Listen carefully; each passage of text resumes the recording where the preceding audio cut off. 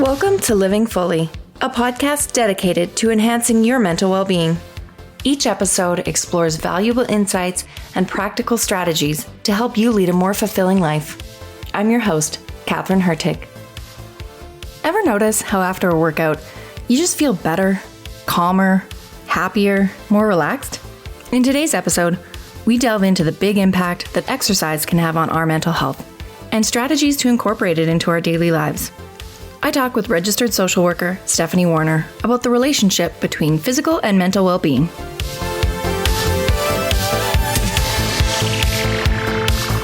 Thank you for being here today with me, Stephanie. Yeah, no problem. Thanks for inviting me, and I'm excited to be here. How does physical activity and exercise, in what ways does it play a role in our mental health? Yeah, so I think it's really important for us to acknowledge and to notice that activity is part of what we are designed to do, right? We are meant to move our bodies. We're meant to be walking around, standing, doing things with our bodies. And it actually is a way to allow us to process experiences, to shift our physiology, to actually create something different within ourselves. And so, for so many of us, we're sitting at desks all day, or we're, in sedentary positions, and it doesn't allow our body to move through things in its natural cycles. And so being sure to incorporate exercise is so important for our mental health, because it is actually one of those keystone habits. It is one of those really important pieces in which all of our other habits and routines are built on. And so,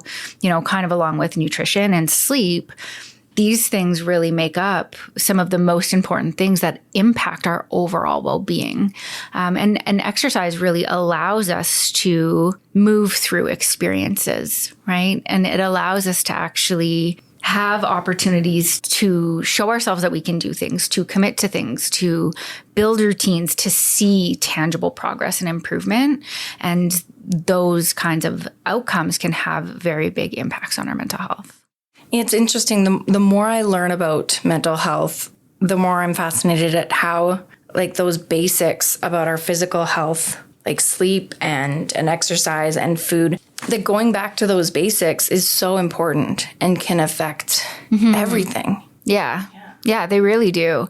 And, I think we don't often slow down enough to be able to say, do I actually have my basic needs in place, right? If we think about the hierarchy of needs, am I able to move my body? Do I feel like I have the capacity to be active? Am I eating enough? Am I eating well?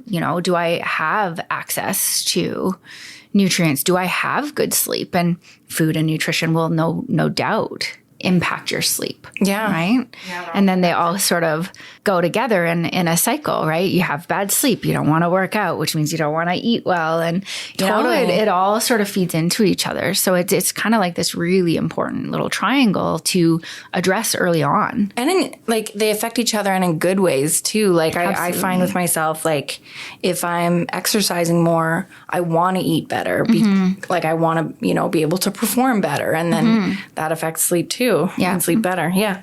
Okay. So we know that movement is important for our mental health.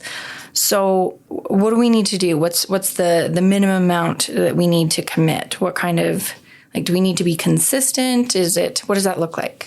I think that it's really like a ladder, right? You have to start somewhere safe and comfortable and build a strong base before you can move up to the next step. Makes sense. Yeah. And so, I always talk to people about, it doesn't have to be all or nothing. You can start wherever you're at with whatever amount of time that you have, and you can build up, right, to whatever your capacity is, because it's one of those feedback loops, right? You start, you say are consistent every day for 10 minutes a day. Right? And then maybe you're like, ooh, I'm seeing good results. I'm going to keep doing that. Maybe I'm going to give it 15. Yeah. And then maybe 20.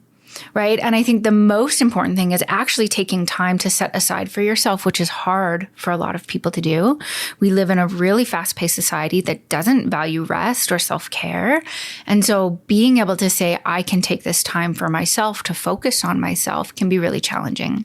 But I think more than an amount of time, obviously we have our standards that they are, recommended by the government and wellness officials. But we also have to look at what is realistic and what somebody's capacity is. Of course, yeah. So I think, it's one of those situations where a little bit is better than nothing. And as you become more able, more capable, more confident, the more you can do. Yeah, I think that's a really important thing to remember, that something is better than nothing. I think people starting an exercise program or wanting to get in shape or wanting to just put more of that into their routine, it can feel overwhelming if you think you need to do half hour every day. Yeah. Yeah. And I think, a lot of times that's really related to the fear of the unknown. I don't know what I'm going to get out of this, but I have to give it everything in order to get something. Yeah. Right. I have to have the best shoes, or I have to have the fancy equipment. But, the truth is you don't, right? Exercise activity is something that's accessible. We could go for a walk. That's active. That is engaging in your physical health, right? Whether it's running or Zumba or whatever it is, we can do these things on our own. And there are lots of resources that give us those opportunities to be able to access things that we might not have normally, which I think is great. And I was talking a little while ago to one of our other counselors about this topic. And she was saying, even if you don't have the ability to walk, even like any kind of movement is beneficial. Like, absolutely. Yeah. I mean, there's all kinds of cool things out there. There's chair yoga. There's different ways to do things. You can use your wall for exercises. There's all kinds of different things that you could do from your bed, right? And so it's about meeting yourself where you're at and not having this idea of what is perfect, right? You don't have to run a marathon to be a runner, right? Totally. You can be a runner and run down the block. That's great. I'll probably bring this up a lot this episode. But I relate so much to what you're saying there, because I've got into running over the past couple of years and just absolutely love it. I mean, obviously it's great for physical health, but more than anything, it's taught me a lot about my mental health. You made a point earlier about it can show you what you're capable of, and it's totally done that. It's shown me hey, I can do something hard. I can run 20 kilometers, and knowing that is about yourself is pretty cool. And, I think the other great thing that is about that is there are so many other skills and internal resources that we have to draw on to be able to do that. Right. And so sometimes physical health, or this idea of exercise, isn't simply about the activity itself or getting good at something. It's also about all the other things that we develop in ourselves. Consistency, self-trust, reliability, being accountable to our goals, managing our time, right? Dedicating ourselves to something. And so, you have this idea, and this is what running was like for me. I'm going to do couch to 5K. Yeah. Right? I'm pretty active. I feel like I could do it, but I'm going to commit myself to this particular thing, even if maybe I could do more, or maybe I don't think I could do more, but I'm going to commit to this program because it's important to me to do it properly and to do it safely and to get to the place that I would eventually like to be. And so it gives you all of these other skills, and it gives you a community, which I think is also really important. Yeah, that's a really good way to look at it. It just goes way beyond your physical health. Yeah, I love what you're saying there. It's teaching you these other skills. And probably things you already had in you, but maybe didn't realize were there. Yeah. Right? And so when you incorporate this idea of exercise into your mental health plan or your care, and sometimes we need to think about taking the idea of mental health out of health, right? It is just health. Yes, it is our brain. Yes, it is the way we cognitively think about things or the way we feel about things, but it is still a part of our overall health. Yeah, not separating the two at all. They're not distinct. And so being able to incorporate that also helps us build confidence in our skills and abilities, which shows in all kinds of areas in our life, in our relationships, in our work, in our ability to go out and say, hey, I'm going to do this next thing, or this is my next step, or this is my goal. Yeah. And to actually talk about those things with people. So, Stephanie, are there specific types of exercises or movement that are better than others for our mental health? I wouldn't say better.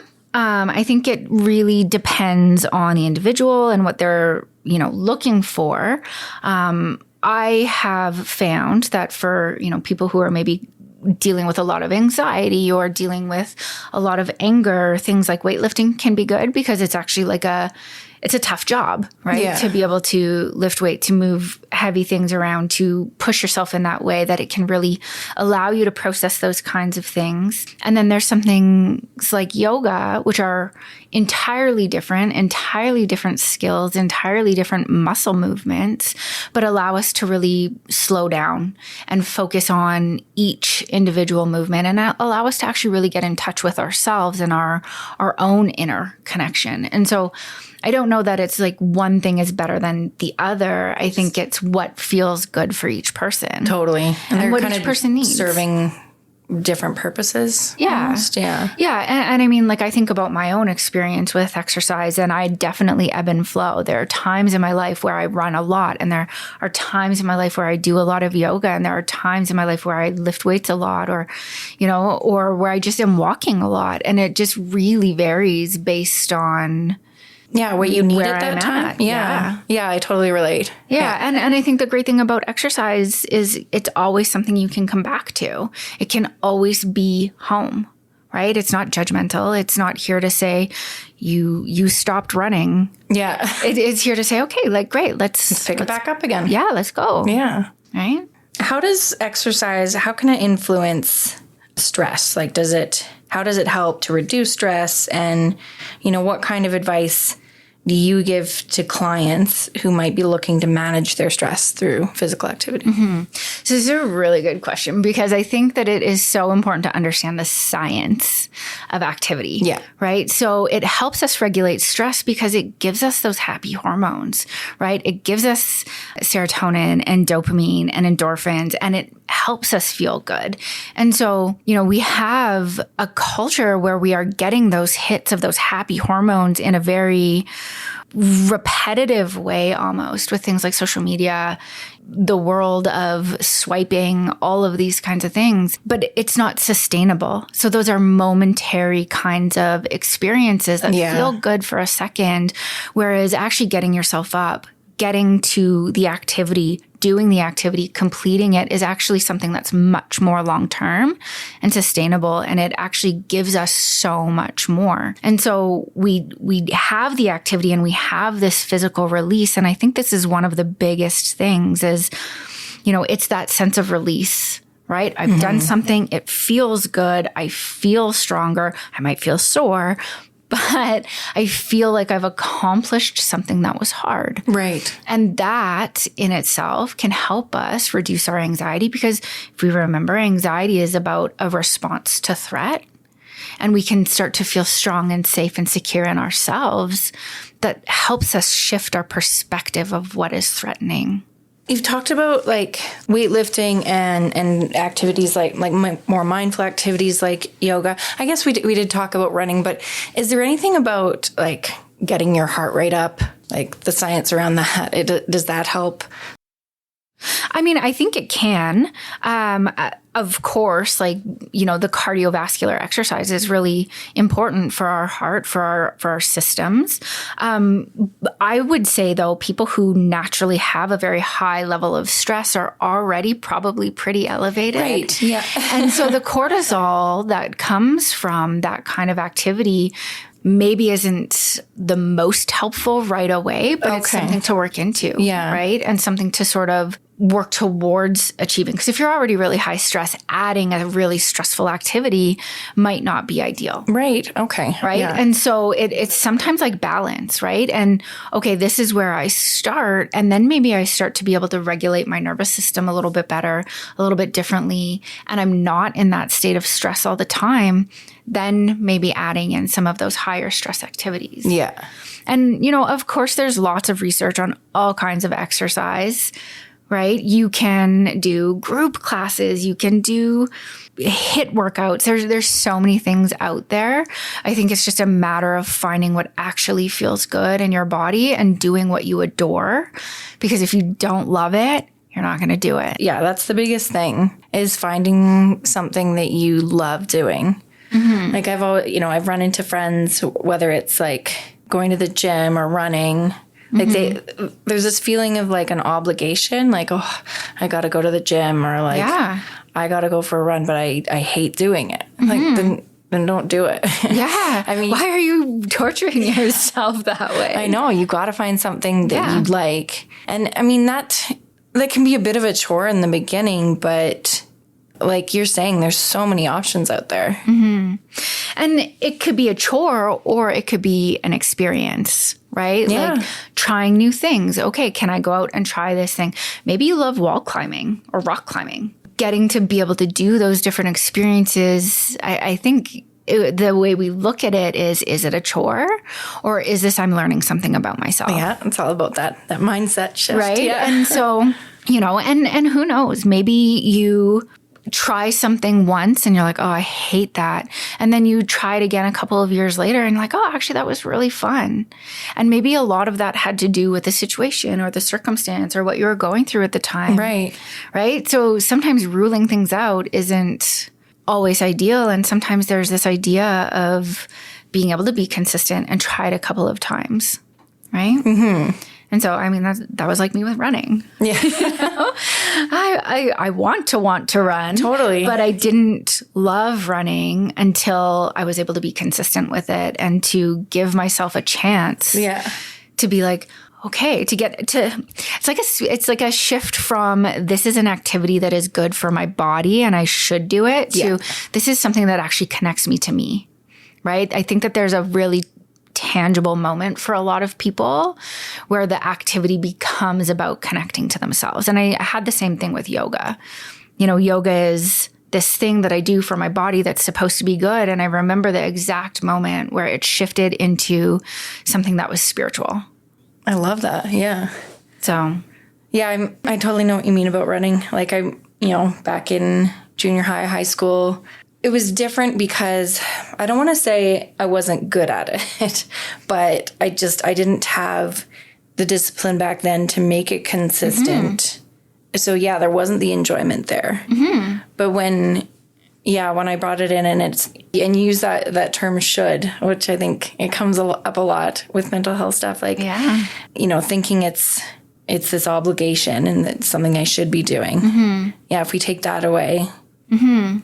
And, I think that it's sometimes we get into this mindset like, okay, I need to do it every day, or, this is my plan. I'm going to do it 5 days every week. I'm going to be consistent. But we become so rigid with ourselves that we don't allow space for flexibility or to actually listen to what our body needs. So maybe some weeks I might really need to do that 5 days. Yeah. But maybe next week I can only do 3. And shaming myself or beating myself up for that is not helpful. Or getting into the mindset of, all my progress is lost, right?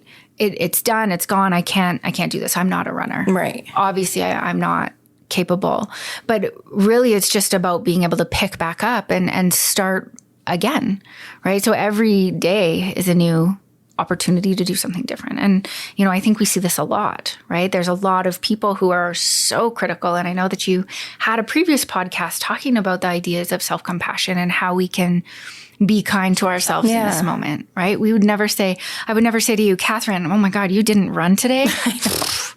What are you thinking? Yeah. I'd be like, you know what, Katherine, let's get up and go for a run tomorrow.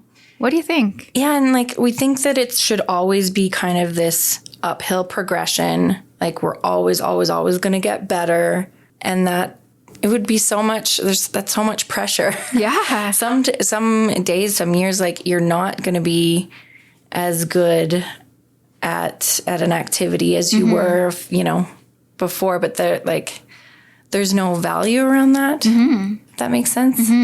Yeah. It should be more about enjoying the process than.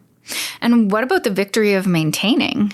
Right. Yeah. Because that's hard too, right? You make all these gains, you make all this progress, and then maybe you have an injury, but you're able to actually maintain your strength and your stamina through that. Yeah. Right? The persistence to maintain is also equally important. Yeah. Like what I hear you saying is just really like thinking about different parts of it as success. And I don't know if growth is the right word, but yeah. Yeah, I mean, it takes courage to get up and try something new, to put on your runners when you don't want to, to roll out your mat when you're like, ooh, I don't want to go there, right? But those are all tiny victories that allow us to build, right? Getting in your car, going to the gym, driving to the mountains, whatever it is, wherever it is you're going, those are all little victories that need to be celebrated too, I think, anyway.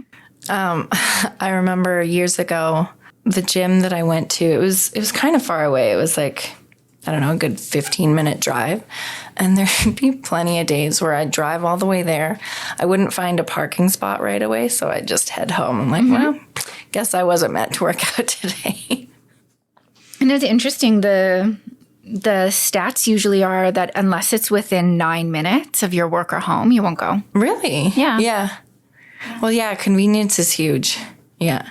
Can we overdo it when it comes to exercise? Like, we've talked about how it's more, like, it's better to be, just overall consistent than sticking to a rigid amount of time. But is there a point where we can do too much and that's detrimental to our mental health? Yes. I think this is definitely an important conversation because it's like the dark side of this idea of health. Yeah. Right. And when it becomes obsessive or it is a compulsion or when we get to the place of I have to do this to be perfect. Yeah. And it's no longer about enjoyment. It's actually something that we feel like we need to do or that we have to do. I think it can be very damaging. And yeah. Like you said about like the all or nothing. Like, yeah. Yeah. Yeah. And there's a lot of people who can fall into that unhealthy relationship with exercise where it is actually no different than any other addictive behavior, right? So if you think about, we think about addiction in terms of substance use or gambling, but there are so many people who have those same addictive patterns with exercise, right? The thing is, in our society, it's rewarded. Yeah. Right. It seems more healthy. Right. So it seems healthy. Or, I don't know if you've ever experienced meeting somebody who's maybe gone through a transition with their weight. And maybe they've had a really hard time and they've actually been really struggling and they haven't been eating and they've been over exercising, but everybody's like, oh, you look so great. That's so good for you. Right. And it's these pieces that are rewarded in our society. And because exercise can appear so healthy and beneficial and like good for you, you're committing to something, we forget to stop and ask ourselves, what else is going on here? Right. And be curious. Right. So I guess if it starts impacting your life in other ways, like you won't go out socially because you've got to exercise or, if you're restricting yourself too much. Mm-hmm. Yeah. And I mean, over exercising has its impacts on the body, right? It can create a lot of damage in our physical body. But then there's also that weight on our mental health, right? Yeah. And when it becomes consuming. Yeah.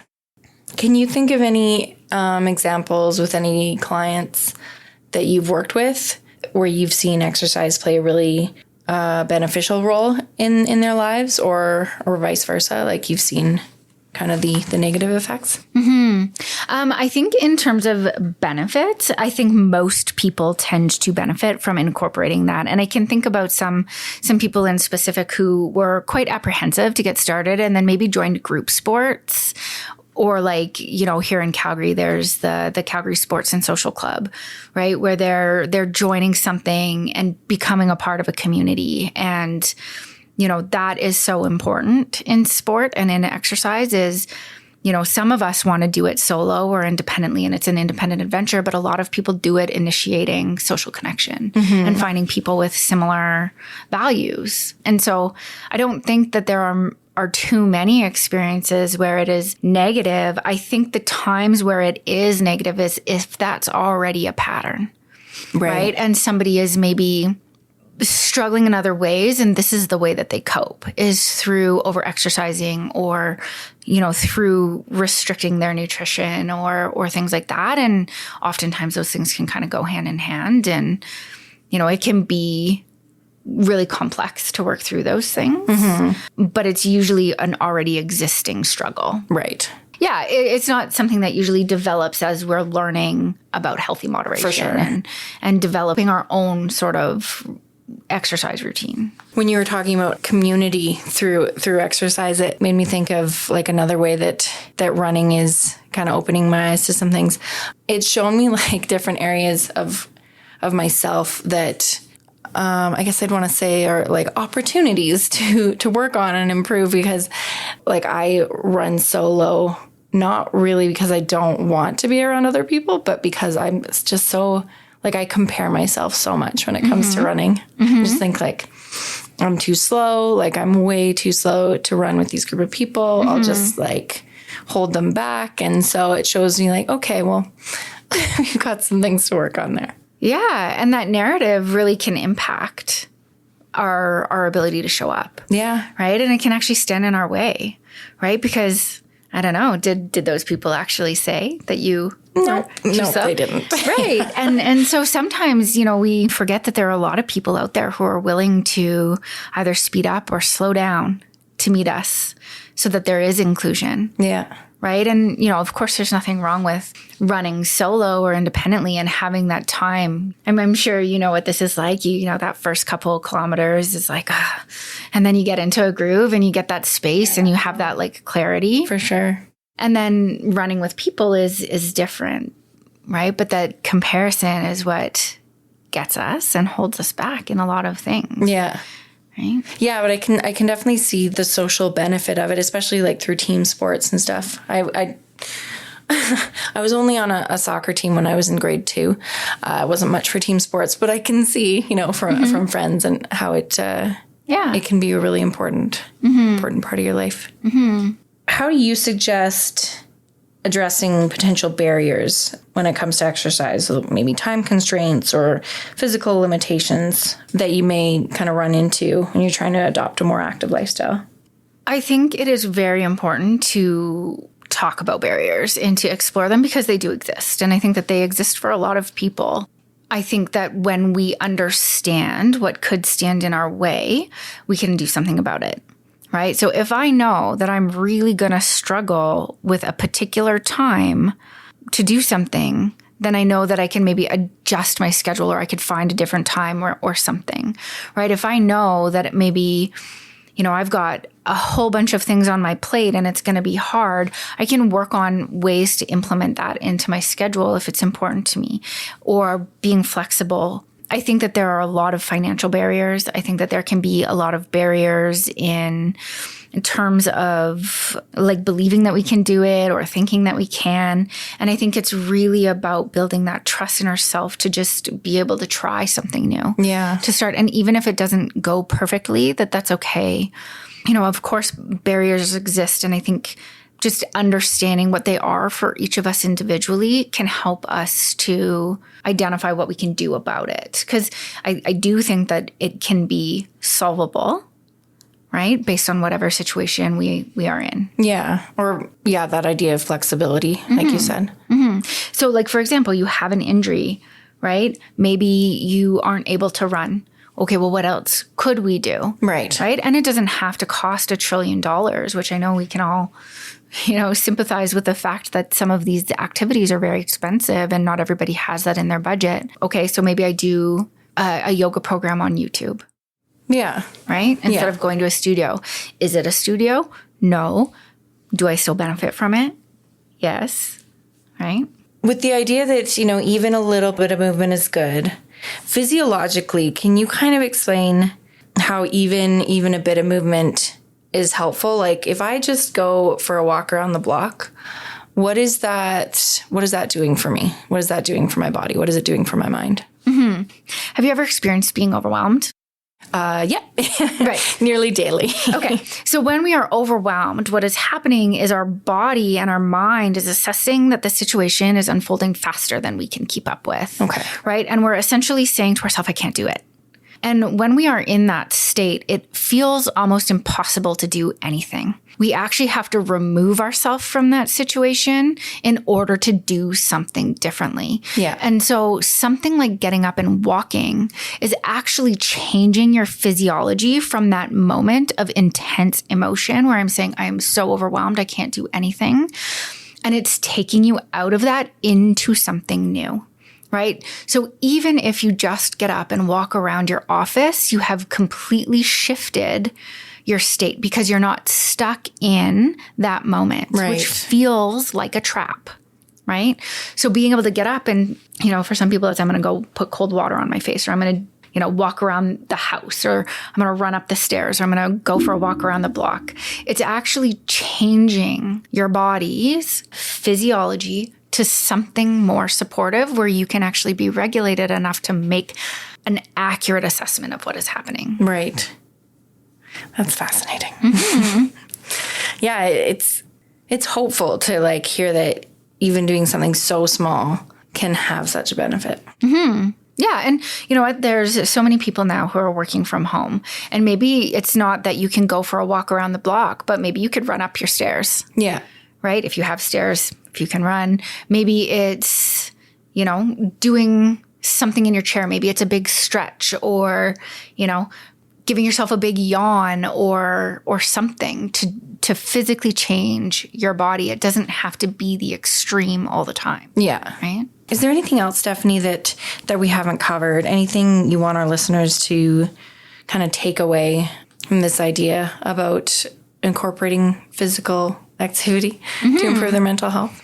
Yeah, I think, what I really hope people take away from this is that they can start wherever they're at. It doesn't have to be expensive. You don't need the fanciest equipment. Don't wait till Monday. Yeah. Just start now. Start with what you have and, give yourself permission to be a learner in whatever it is you're doing, right? Approach it with fun and playfulness and curiosity, and give yourself a chance to find something that you really like. And if you don't like it, cool. Yeah, that's okay. That's okay. Move on. And that it is really, really, exercise is one of the most underrated tools for mental health, right? For our overall well-being. It is, something that we can incorporate that doesn't have a big cost associated to it if you don't want it to, right? Or if you don't have the capacity to, but it is something that can have a substantial impact on your overall well-being and your sense of self and your own connection to yourself. Totally. Thank you so much for this conversation, Stephanie. Yeah, you're welcome. You've been listening to Living Fully. Thanks for tuning in. This episode was produced by Nick Here, Louisa Campos, Jenna Forbes, and by me, Katherine Hurtig. A special thanks to Stephanie Warner. To stay up to date on our latest episodes, be sure to subscribe. We're available in your favorite podcast app. Living Fully is a production of Calgary Counseling Centre and recorded in Calgary on Treaty 7 territory. Living Fully podcast is not a substitute or alternative for professional care or treatment. Calgary Counseling Centre and Counseling Alberta provide effective counseling for anyone in Alberta with no waitlist and no financial barriers. Find us online at calgarycounseling.com or counselingalberta.com. For help across Canada and the United States, call 211. If you are outside of Canada and the US, seek help from your general medical practitioner.